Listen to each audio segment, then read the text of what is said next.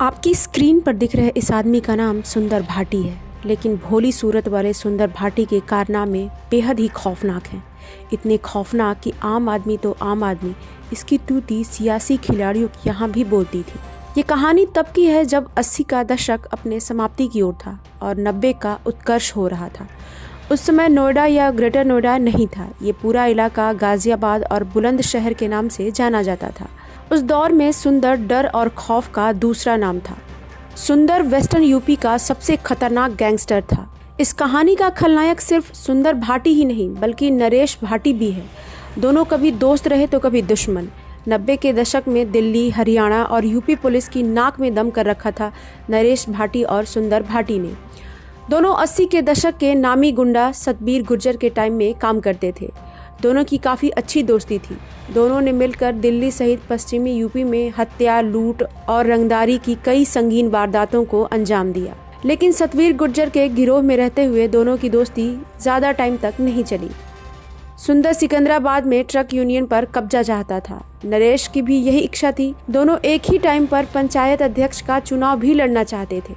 सुंदर ने नरेश को चुनाव लड़ने से मना किया, लेकिन नरेश सुंदर की बातों को अनसुना कर दिया और चुनाव लड़ा और वो जीत भी गया, जिसके बाद सुंदर और नरेश एक दूसरे के दुश्मन बन बैठे।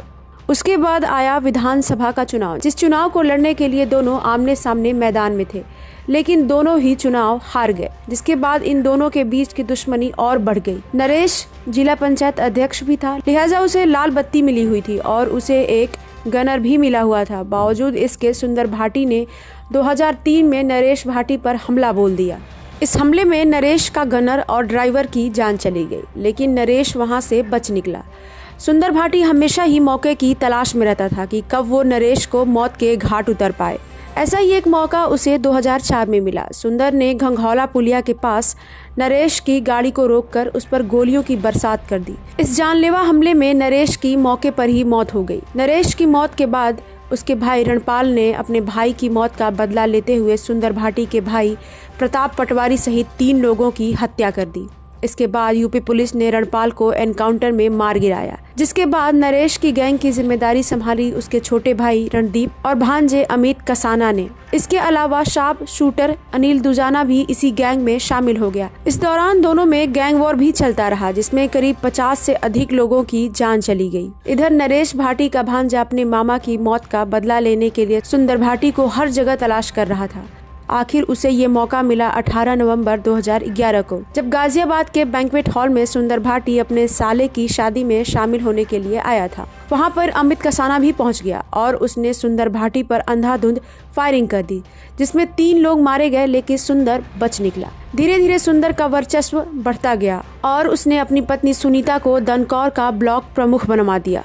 उसी दौरान 8 फरवरी 2015 को समाजवादी पार्टी के एक नेता हरेंद्र प्रधान का मर्डर हो गया, जिसका आरोप सीधे तौर पर सुंदर भाटी पर लगाया गया और उसे हरेंद्र के परिवार वालों की पुलिस केस के बाद गिरफ्तार कर लिया गया, जिसके बाद पुलिस ने सुंदर भाटी और उसके गैंग के 70 करोड़ की प्रॉपर्टी जब्त कर ली और कोर्ट ने भी सुंदर भाटी को पहली बार किसी मामले में उम्र कैद की सजा सुनाई। बता दें कि इस सजा के खिलाफ इसके परिवार वाले कोर्ट में चुनौती देने की तैयारी भी कर रहे हैं। फिलहाल गुनाहों का ये देवता अब जेल की सलाखों के पीछे है। ब्यूरो रिपोर्ट, क्राइम तक।